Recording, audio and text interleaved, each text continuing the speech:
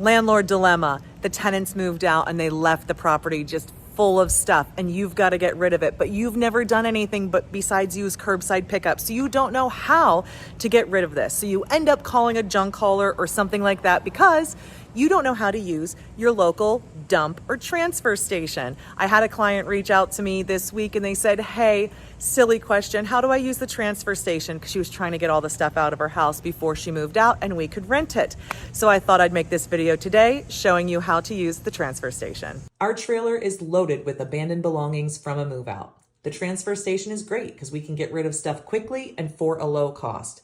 The only catch is you have to load it, haul it, and dump it yourself. You can take most anything here. Check your local landfill for the rules of what you can or can't bring and what has additional costs like tires or Freon containing appliances. When we pull up to the booth, the attendant asks you for your ID and your vehicle registration. While you're there, you, your trash, and your vehicle are being weighed on a giant scale. Now you can proceed to the dumping area where you can pull your car up to the pit. Check out this pit. This is where the trash goes, and then it's loaded underneath into waiting trailers. All you have to do is abide the warnings on the signs and toss your trash.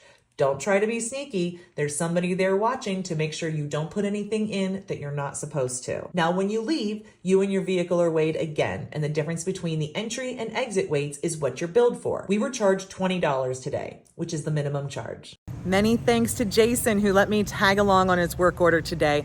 And Jason was really surprised I was making this video. He says, I've been coming to the transfer station since I was a kid. And I said, well, not everybody got to go to the transfer station as a kid, so they don't know how to use it. So now you know how to use it. You shouldn't be scared. Go forth and haul junk from your rentals.